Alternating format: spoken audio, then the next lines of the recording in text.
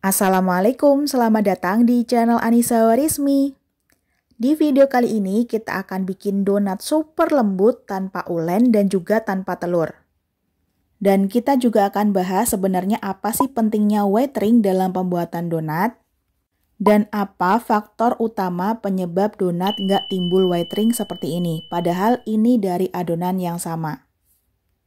Langsung aja ke cara pembuatannya. Yang pertama kita siapkan dulu wadah atau bowl. Masukkan 50 gram whipped cream cair dingin, Umi pakai yang dairy. Kalau nggak ada bisa diganti aja pakai susu cair full cream, tapi kalau hasilnya pengen lembut yang kayak Umi bikin, ini pakainya whipped cream cair yang dairy. Whipped cream cair ini udah ada kandungan susu dan juga krimnya, jadi bisa menggantikan fungsi dari butter dan juga telur. Selanjutnya tambahkan 100 gram air dingin, 15 gram margarin yang sudah dilelehkan atau teman-teman bisa diganti dengan butter atau minyak goreng. Tambahkan 4 gram ragi instan, 3 gram garam, Umi pakai sea salt. Aduk semua bahannya sampai tercampur rata, dan kalau udah tercampur rata kita siapkan bahan kering. Bahan keringnya terdiri dari 200 gram tepung terigu protein tinggi, 50 gram tepung terigu protein sedang, dan juga 40 gram gula halus. Di sini Umi pakai gula halus karena kan kita nggak mau ulen donatnya, jadi supaya lebih cepat kalis kita pakainya yang gula halus aja. Tapi kalau teman-teman mau pakai mixer, boleh banget tuh pakai gula pasir biasa dengan takaran yang sama yaitu 40 gram.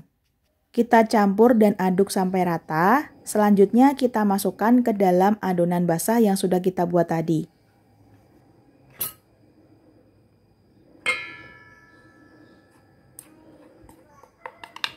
Kemudian aduk pakai sendok sampai tercampur rata. Dan kalau udah mulai susah diaduk pakai sendok, selanjutnya kita aduk pakai tangan yang bersih. Untuk pengadukannya ini sama sekali nggak butuh tenaga yang ekstra ya teman-teman. Jadi ngaduknya tuh biasa aja dan adonannya juga cepet banget untuk tercampurnya.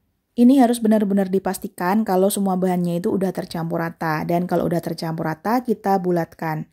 Nah sampai di tahap ini teman-teman sebenarnya bisa banget diulen pakai mixer atau pakai tangan sampai kalis elastis supaya adonan atau donatnya itu lembutnya lebih tahan lama.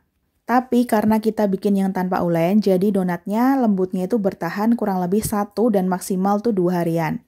Nah, selanjutnya kita istirahatkan adonan selama kurang lebih 1 jam atau sampai adonannya mengembang 2 kali lipat. Setelah diistirahatkan selama kurang lebih 1 jam, ini adonannya udah mengembang 2 kali lipat. Kita lumuri tangan dengan menggunakan minyak atau margarin. Selanjutnya kita kempiskan adonan.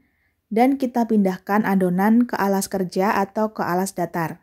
Dan ini bisa teman-teman perhatikan setelah adonannya diistirahatkan, adonannya tuh akan jadi lembut kayak gini ya teman-teman dan permukaannya juga lebih mulus.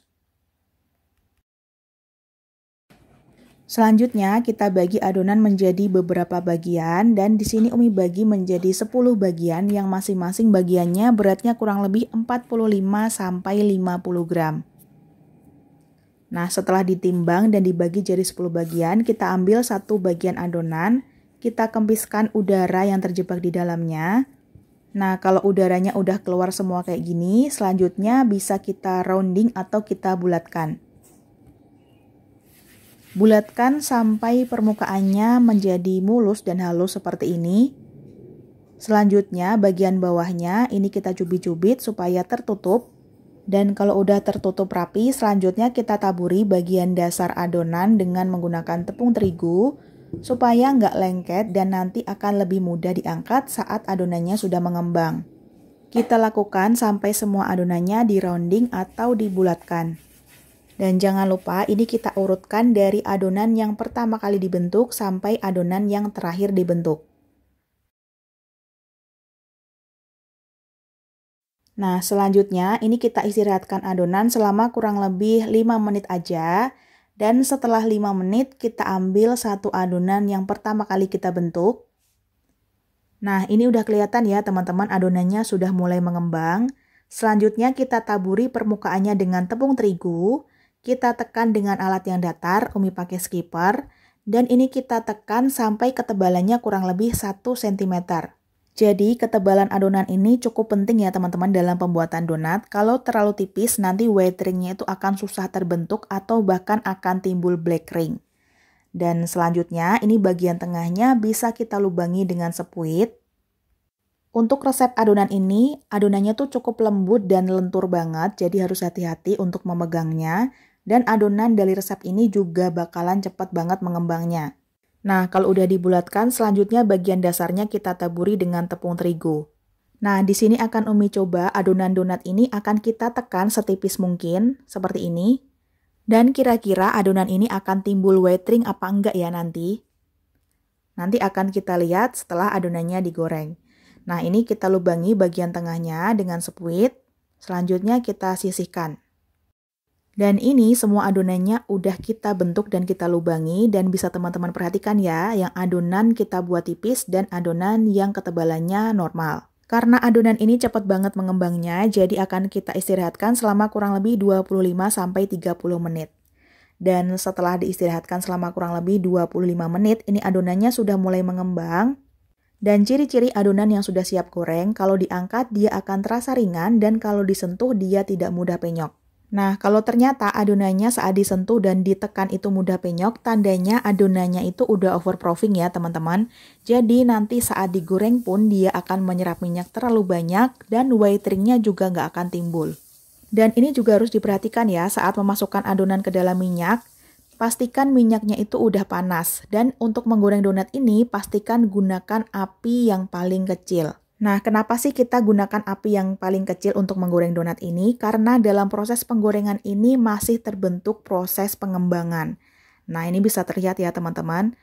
White ringnya tuh akan timbul kalau donat kita itu mengembang dengan sempurna. Jadi kalau adonannya udah overproofing atau udah kelamaan di proofing, otomatis dia udah mengembang sempurna dan saat digoreng dia tidak akan mengembang lagi, otomatis itu nggak akan timbul white ring dan adonannya atau donatnya akan lebih berminyak.